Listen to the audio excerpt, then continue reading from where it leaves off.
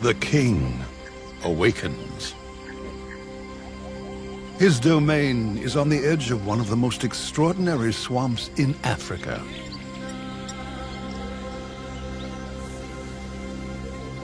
He knows his charges.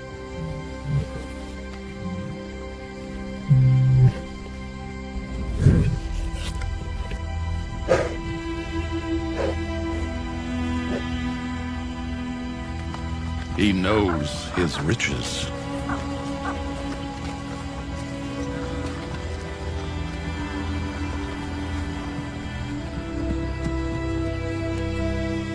He knows his threats. Intruders, young challengers.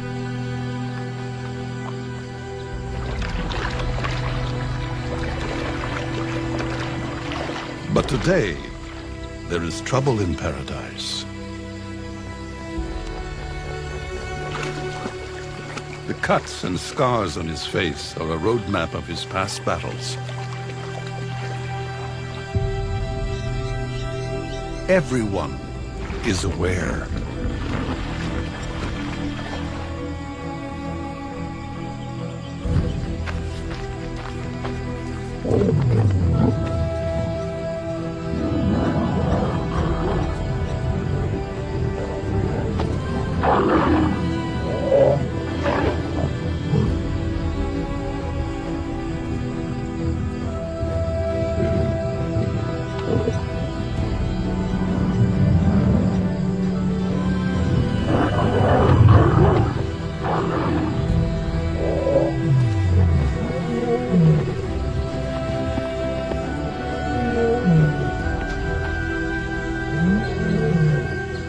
The message is clear. This is not their dream. It belongs to him.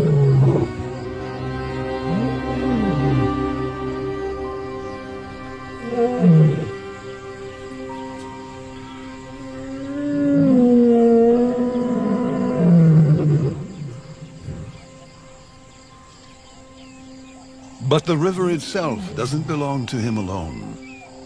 Everyone lays claim to their piece of the Okavango, this river of dreams.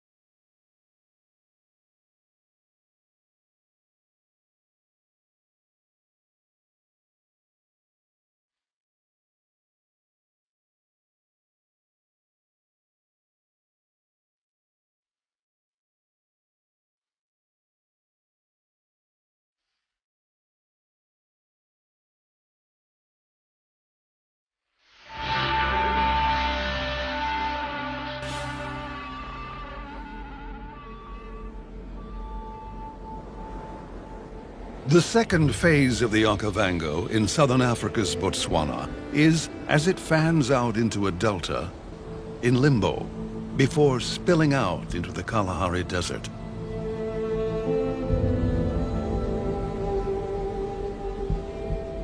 The clues to why the delta changes its shape so radically here lie at the center of each of its uniquely formed islands.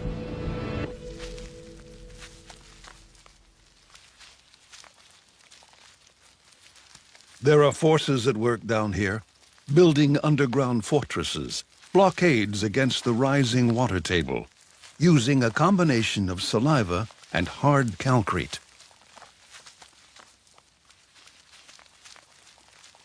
There are over 2,700 species of termites, but just a single one of them influences everything here.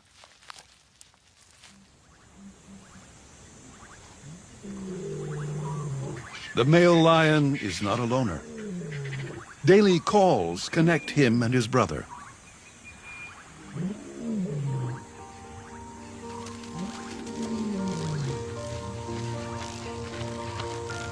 All around them, life is erupting.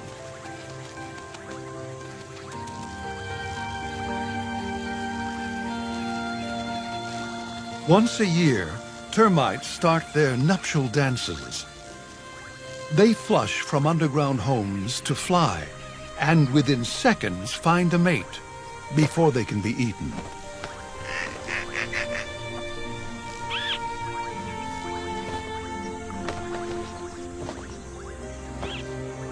Millions don't make it, but millions do.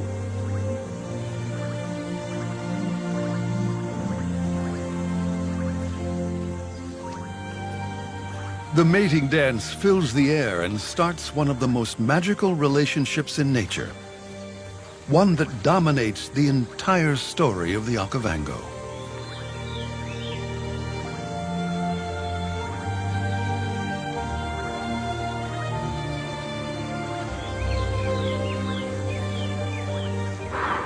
They land at the feet of giants, find their soulmates, and burrow down into the soft Kalahari sands. Then they start a new cycle of building.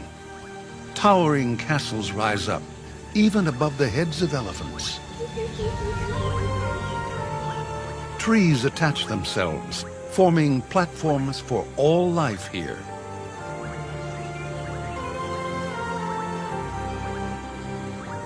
In this flat landscape, any high ground forces the floodwaters to spread around these islands, creating a sprawling delta across 9,000 square miles of Botswana.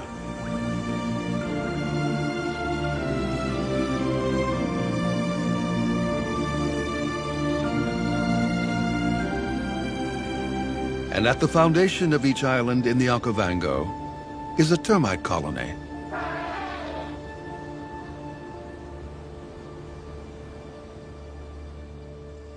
In a place where water is abundant, it's the high ground that is precious and used by just about everything here.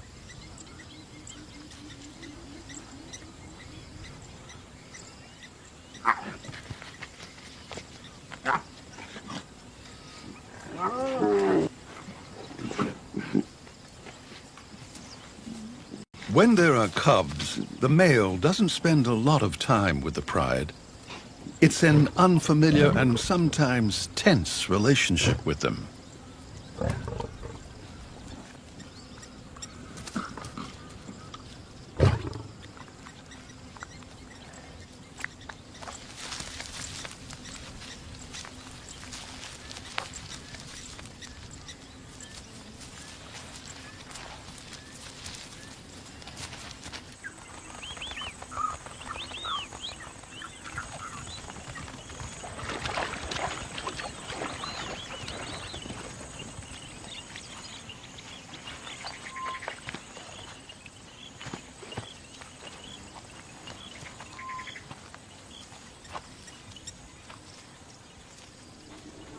In this upside-down world, months after the rains end and just as the dry season starts, the flood begins to rise.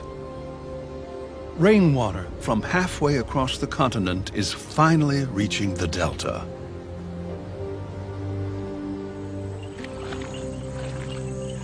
Those that can adapt to this watery world have an advantage, especially if they can find just the right island.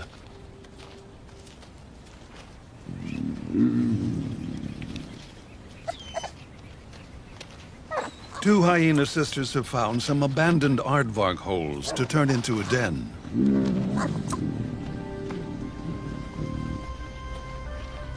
Hyena family greetings may be a little curious, but these are some of the most caring mothers in the Delta. All their cuteness has been reserved for when they are very young. They soon grow out of it.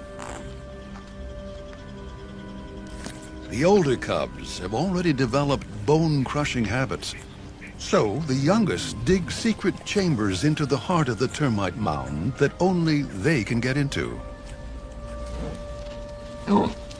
Someone else is eyeing one of their holes today. And quite simply, moves into the spare chamber. It's disconcerting for the cubs.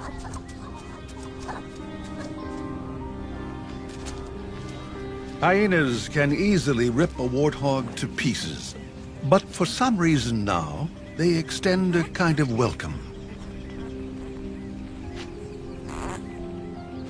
A working solution develops.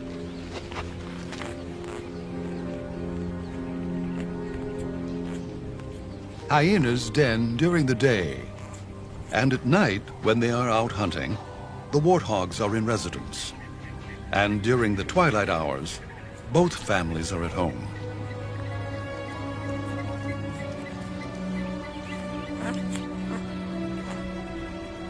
It's family bliss, but with lethal jaws in the making.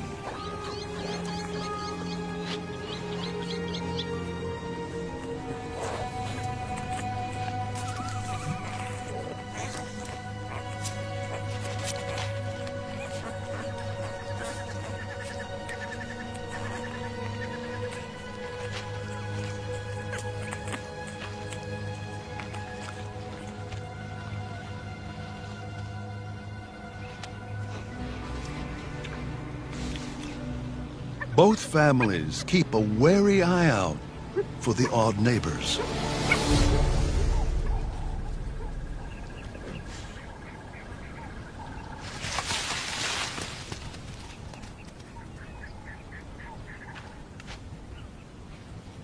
The male lion is patrolling his territory, but takes a diversion to harass hyenas.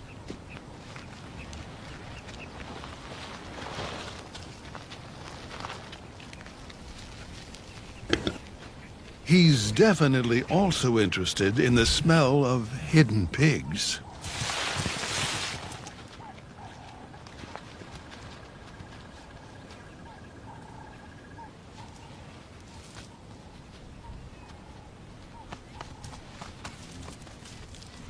The unlikely alliance between these two families sharing a den worked well today, and those extra eyes and ears served as early warning mechanisms.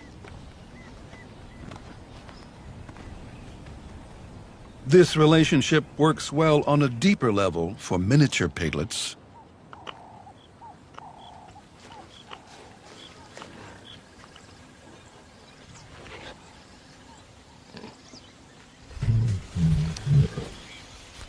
At last, the two brothers have found each other. Their bond is vital to both of them, their territory and their pride. The teenagers have energy to burn. The males watch them closely.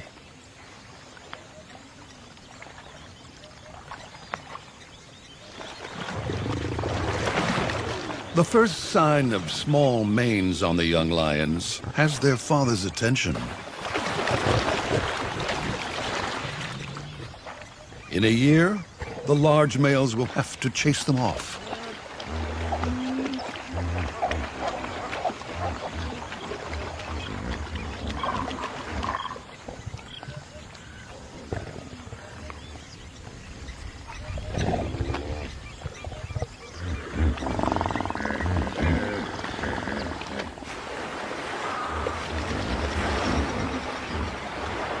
Lions of any size on the move through the swamp send shockwaves of panic through everyone.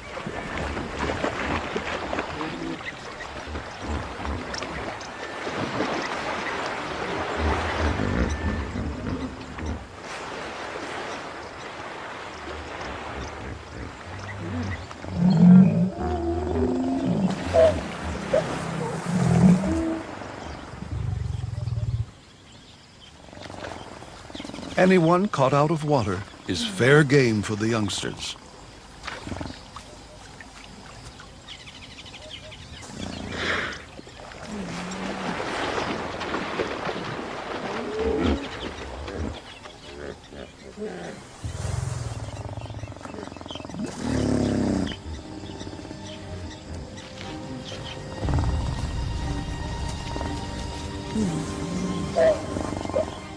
And it turns into a game of cat and very large mouse.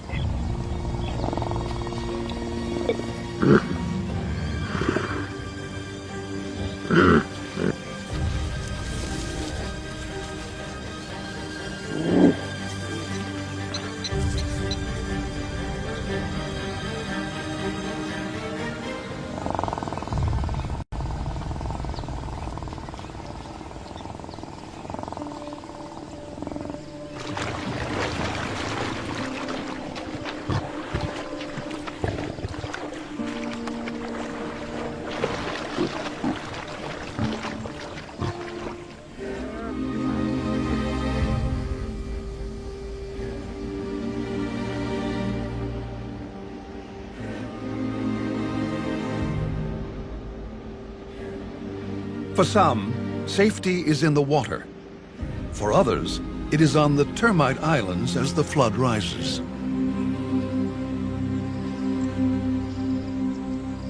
As the young piglets emerge from their catacombs, they have a lot to thank the hyena family for. But it's time to move out into the world. Warthogs across the delta more than double in number in a few weeks, all because of their initial safe havens in the termite mound islands.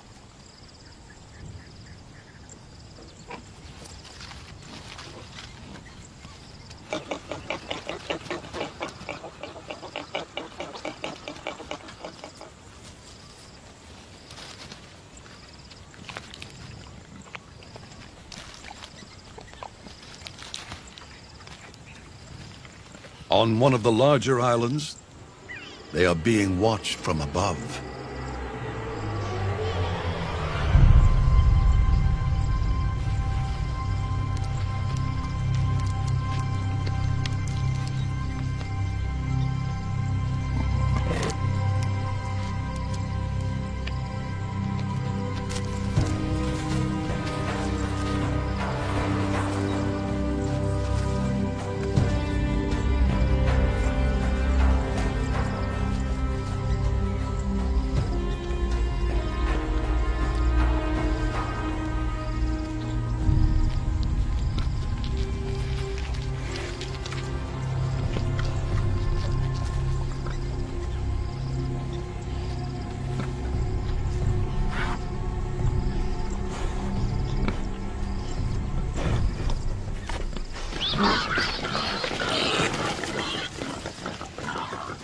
The leopard can't choose, so grabs up 2 piglets. But she can't carry both to the trees before the chaos attracts unwanted attention. Now, the hyenas are interested in the smell of piglets for an entirely different reason.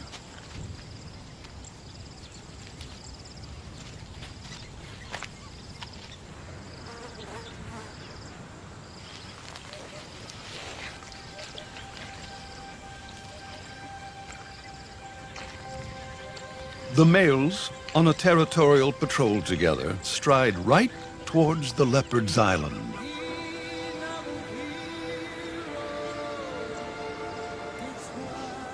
She is saved by chance.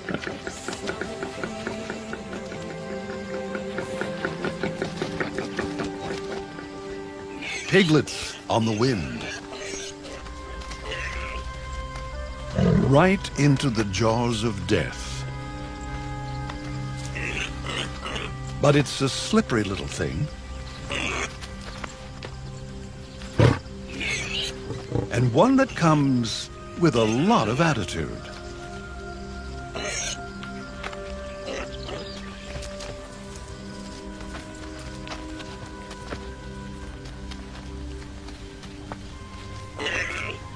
For the largest of the African cats, being confronted by something this small is a little confusing.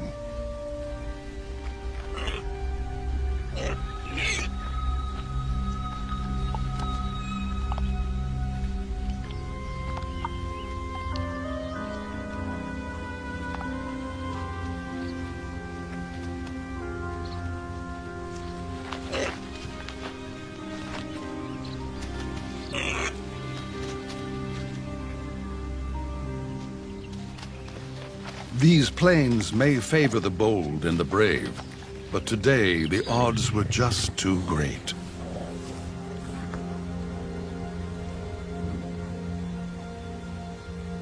And not enough to feed both brothers.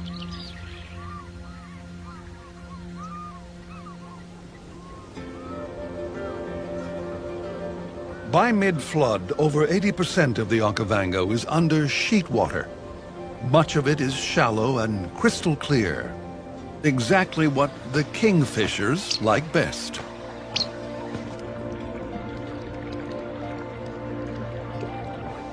But hovering takes a lot of energy.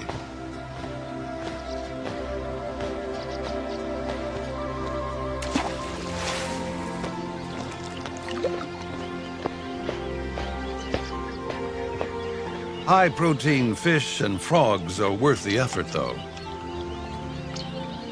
Right across the delta, pied kingfisher splashes punctuate the peace and tranquility.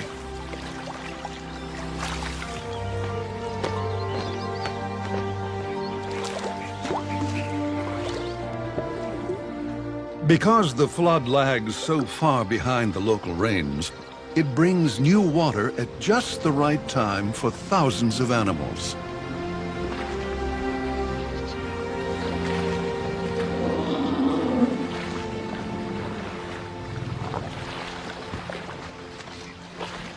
This massive movement of wildlife is triggered by the rainwater pools drying up.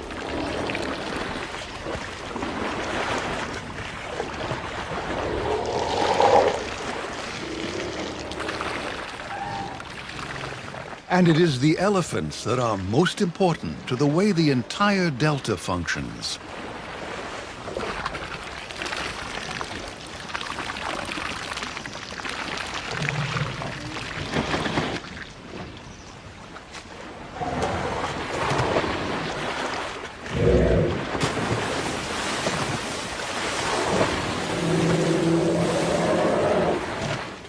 It is a haven for them.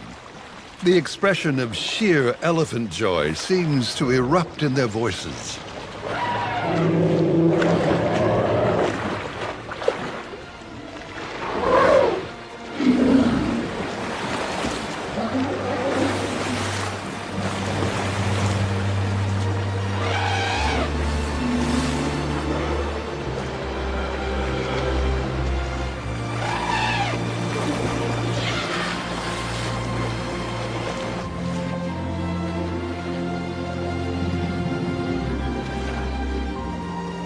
Giants like these could have a devastating impact in large numbers, but in truth, elephants perform a great service in this landscape-sized theater. They are, in fact, the architects of the Okavango.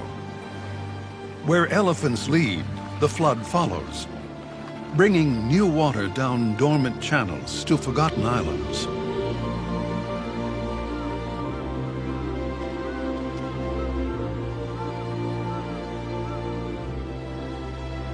But what brings elephants to this part of the delta now lies ahead of them, on those islands.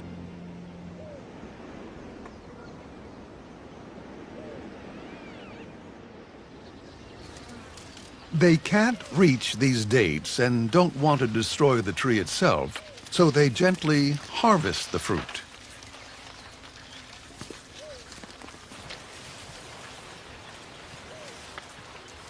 Being crowned by rock-hard nuts seems to be worth it.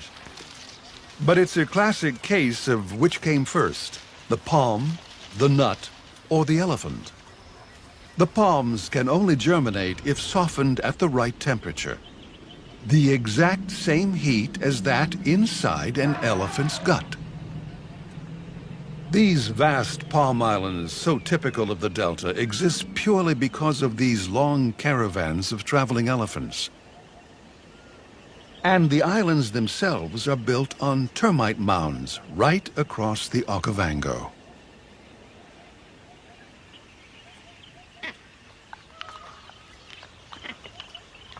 If you're not particularly finicky about the source, the softened nuts in elephant dung hold amazing riches. And vervet monkeys are used to having sticky fingers.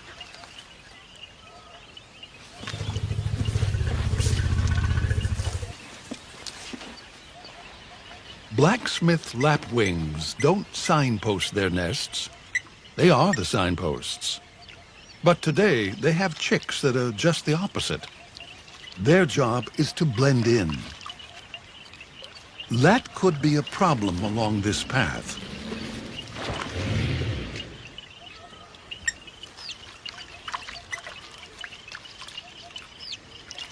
Lapwings are extremely bold. Bold voices, bold colors, and bold attitudes.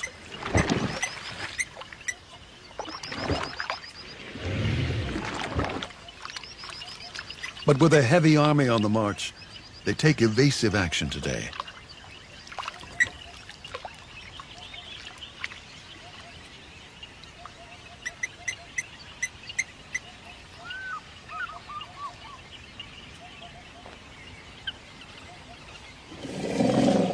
You never know when an elephant may be on a sugar high after date palm foraging.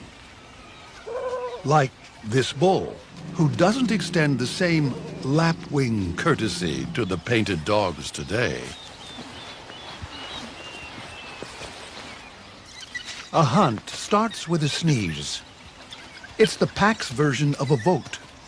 Enough sneezes gets them excited and carries the motion.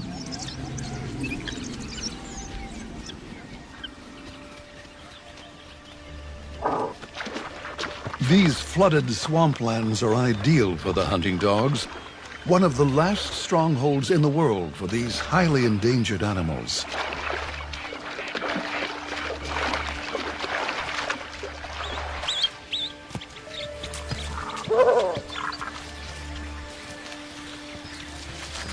The incredible size difference between predator and prey doesn't bother painted dogs.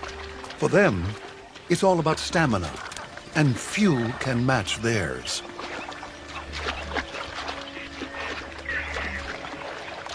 Today, the kudu's almost playful message is that it is fit, young, and can bolt away at any time.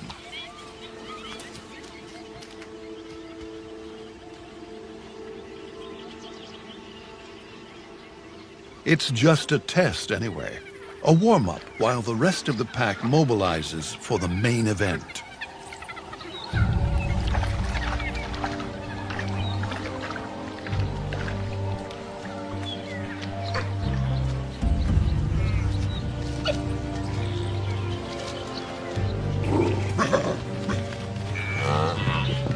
Wildebeest. Dogs hunt by testing for weaknesses, forcing mistakes.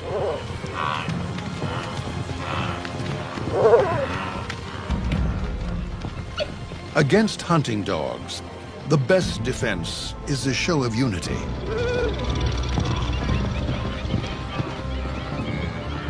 The pack's technique is to divide and conquer. Each retreat is actually a ploy to draw one wildebeest away so that other pack members can surround it. It's the ultimate bait and switch.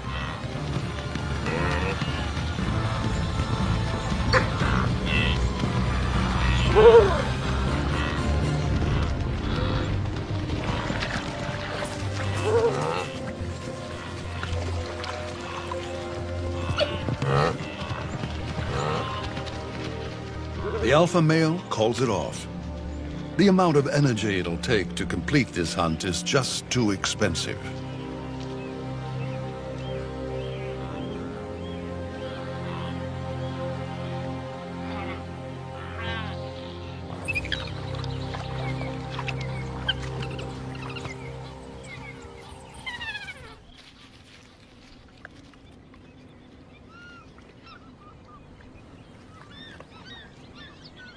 As quickly as it came in, the flood starts to shrink after a few months. The first signs of change. It leaves soft green grasses exposed and highly nutritious, well worth going in search of.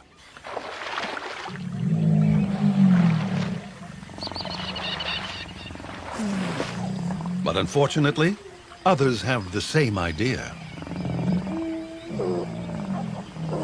It's a three-way fight. One backs up into a small termite mound and gains two advantages: the high ground and a protected rear end.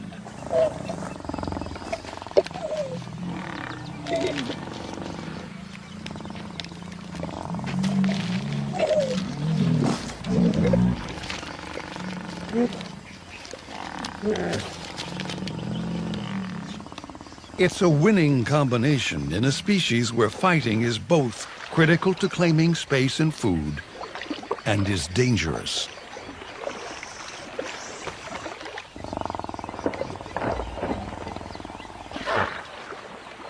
Tens of thousands of hippos dominate the waterways throughout the delta, making it as hazardous for other animals here.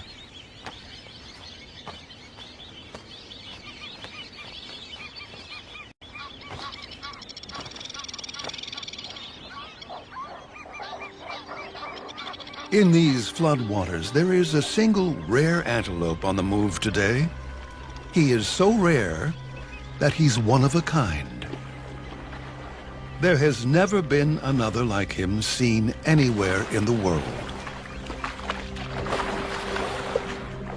At first glance, he looks like a common red lechwe. It's not surprising. His mother was a lechwe. But his father was a waterbuck. We'll call him a watchway in honor of both parents.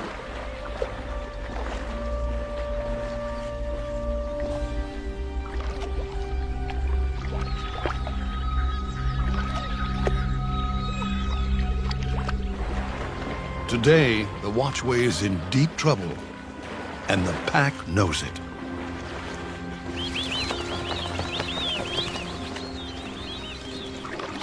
The watchway is larger than any normal lechwe, and though that may confuse them, the painted dogs are not easily scared off by size.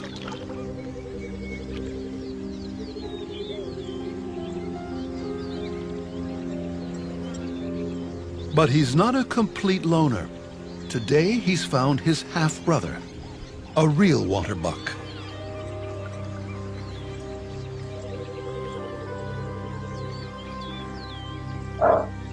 Their interesting and different genetics may be academic now. The real threat may actually be in the water they are using for their escape.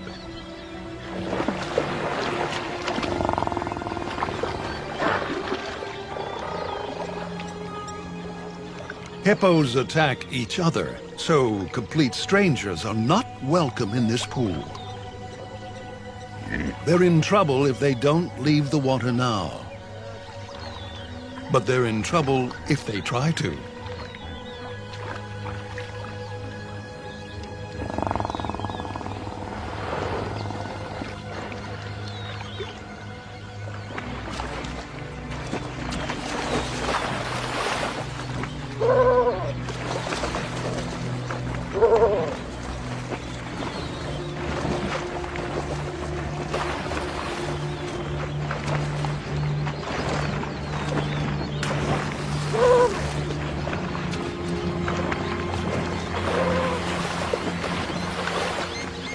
The confidence of being born bigger and bolder than his siblings is paying off.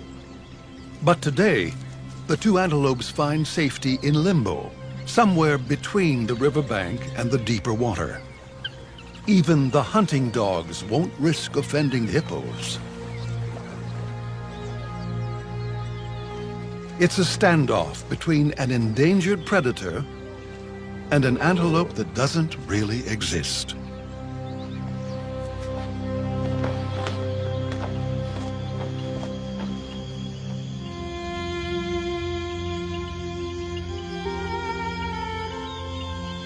The intimate lives of these animals make up the complex web of the Okavango. Touch it in one place, and it shivers somewhere else.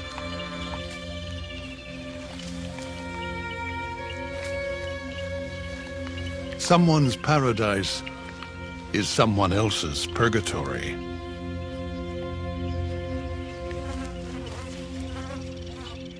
In this world of winners and losers, there are sometimes simple working relationships with no disadvantages.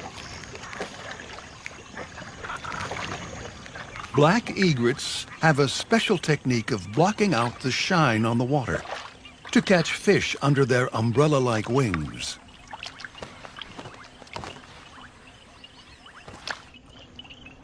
Small minnows come to forage, and craftily, black egrets use their bright yellow feet as lures. It's such a good tactic that a glossy ibis poaches under the umbrella without any shame at all.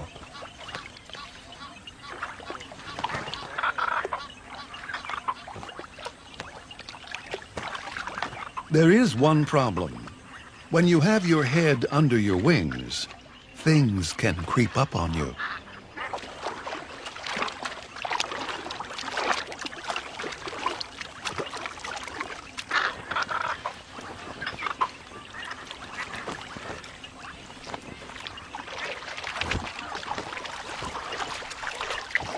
The pride is out hunting, and young lions are interested in anything that moves. In particular, those that move slowly.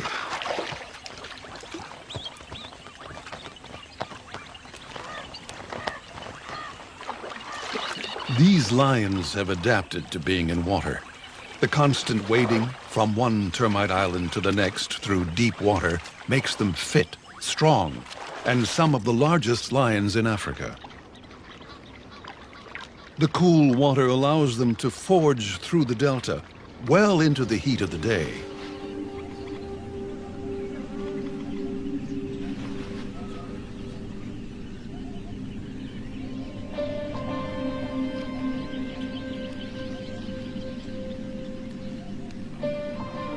In these mosquito-infested swamplands, they are after one species of prey above all else.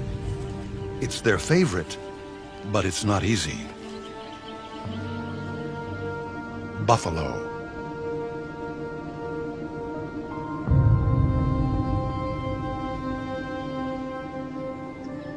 Being down in the watergrass can get confusing, so Okavango lions have to use any advantage they can get. Elevation is a huge help.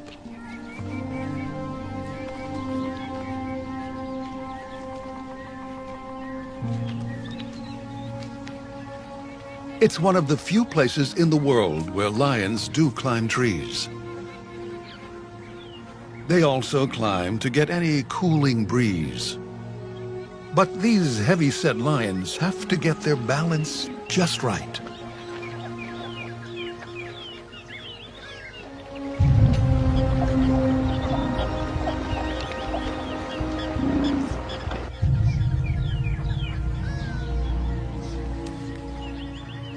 And it's not just the lionesses that can climb.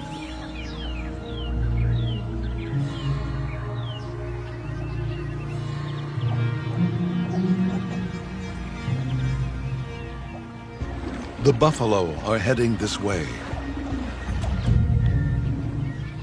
So now, all that is needed is a hasty and elegant descent to circle into position.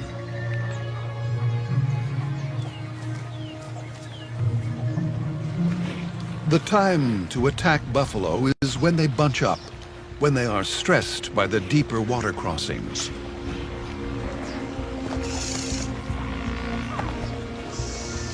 But today, the pride waits and sets the ambush for just as the buffalo enter their termite island. He's eager to join in.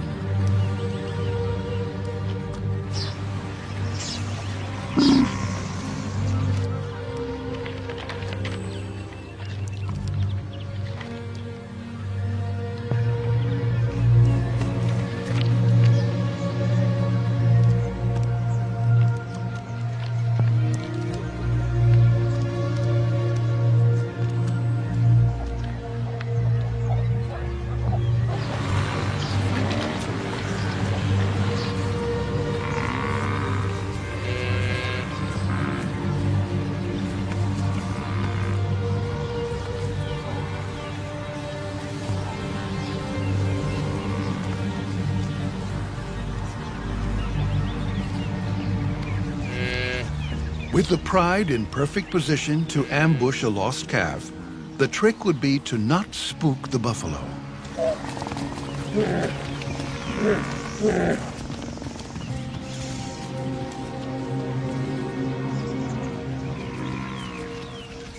A big bull senses something wrong.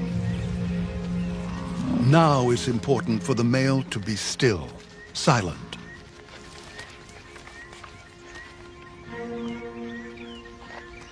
But the male's weight to agility ratio is just off.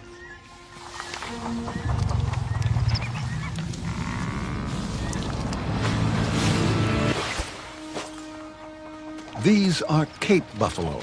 They kill more lions than any other animal does, and today there are nearly 1,000 of them.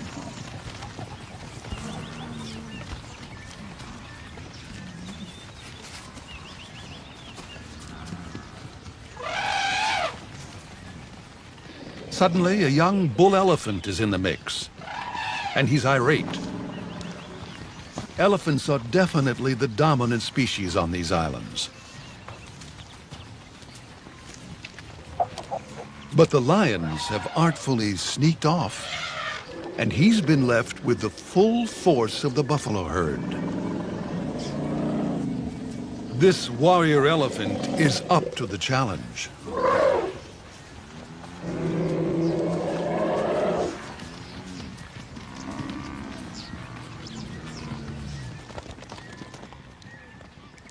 Some of the younger lions have their own troubles now.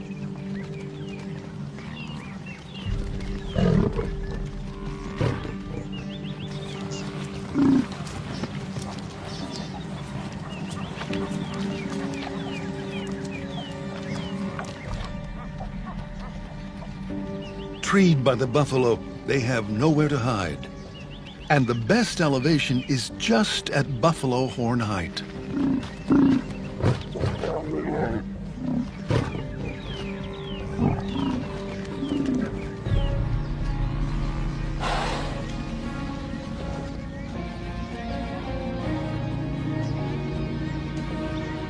The lions have learned a valuable lesson today, one that once again establishes the reputation of buffalo as one of the most dangerous animals in Africa.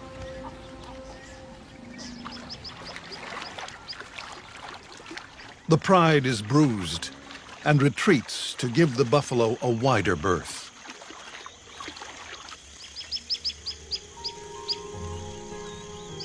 As the evening air cools, tiny nymphs that have been waiting for a year underwater start to hatch.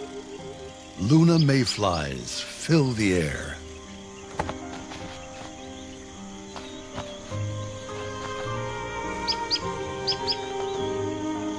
Little bee-eaters hawk on them frantically, as if the flush will be their last meal. But here, there is no shortage of insects. The Okavango keeps providing to those that are well adapted to use the moment.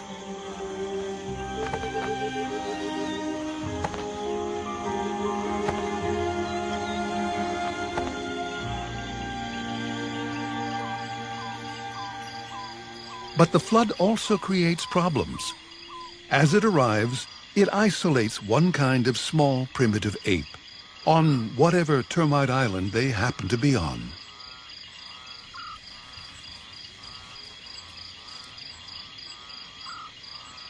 These temporary prisoners rely almost entirely on the insects that the flood forces to the high ground. And they do that with special adaptations. They have huge eyes that are locked in position. So big, in fact, that to move its eyes, it has to move its entire head.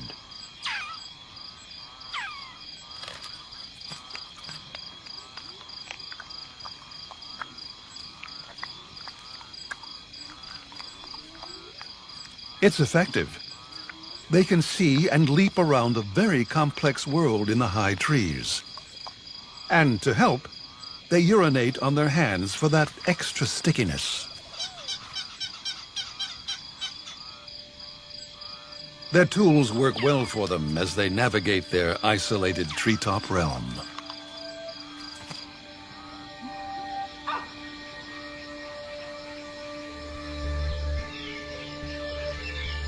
So here, if you can adapt, you do well. Baboons have similar forward-facing eyes, but they aren't nocturnal and spend their nights in the trees, asleep.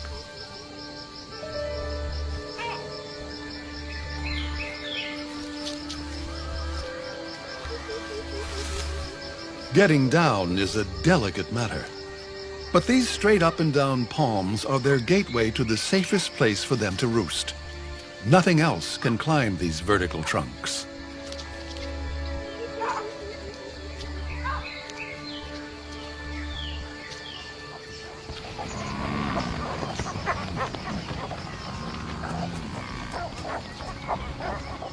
The buffalo herd is also awake, moving downstream.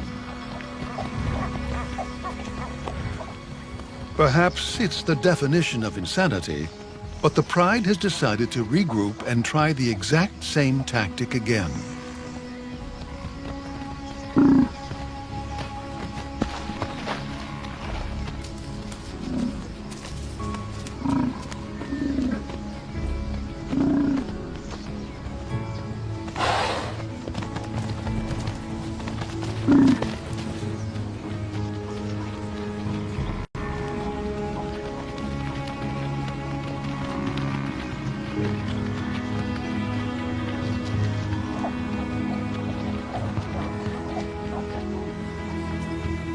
They're going to need something different today, or it will all end up in the trees again.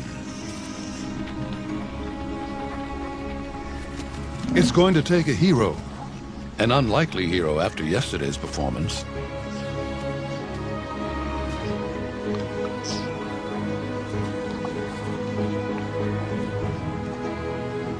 Male lions are just not designed to hunt. Their manes are for display, for fighting.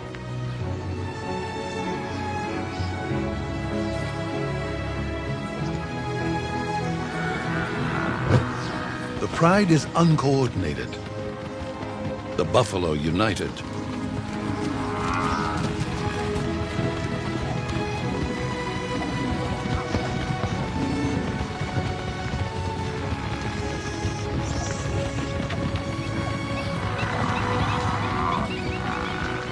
And then, just as the herd hits the first reeds, the second male flies into action alongside his brother.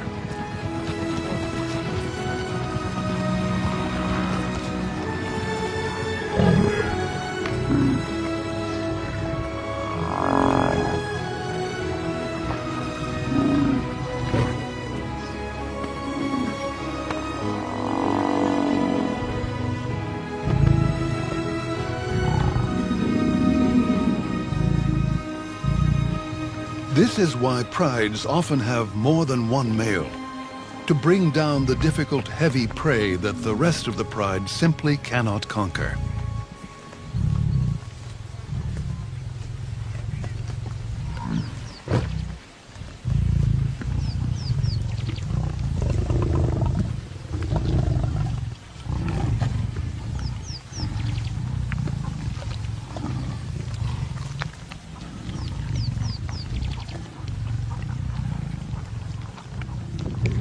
Their feast is short-lived. Elephants have picked up the sound of death, the chaos, and they don't like it. The mere presence of lions, the smell of blood, and the disturbance to their sedate lives offends these animals. They thrive on peace and seem to just want to maintain that.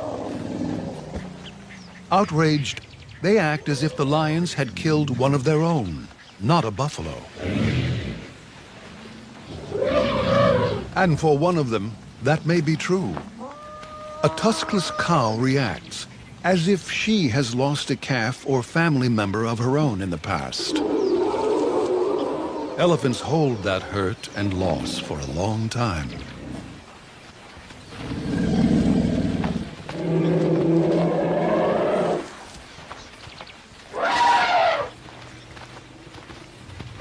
But the lions slip away into the long grass, frustrating her even more.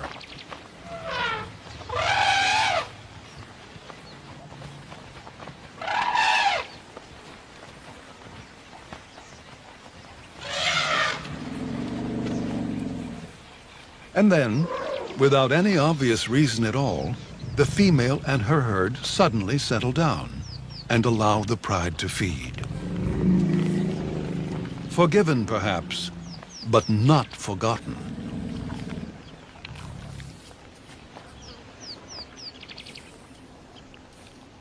It's just one of the mysteries that define this river with so many faces.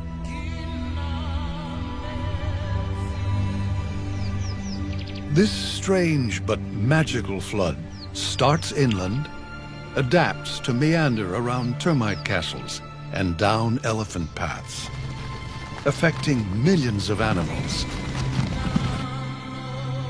And then dribbles out into nothing.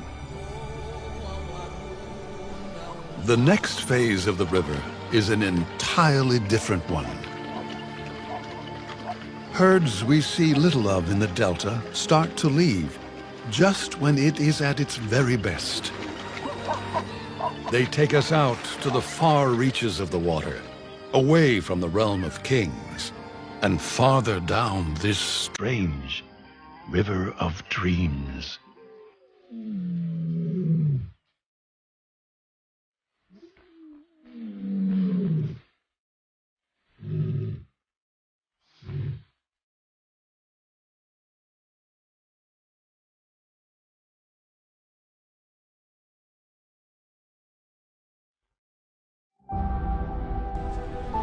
Nature's journey into the Okavango concludes. The river has run its course, and everyone is on the move. From hardy survivors to exiled hunters, experience one of the last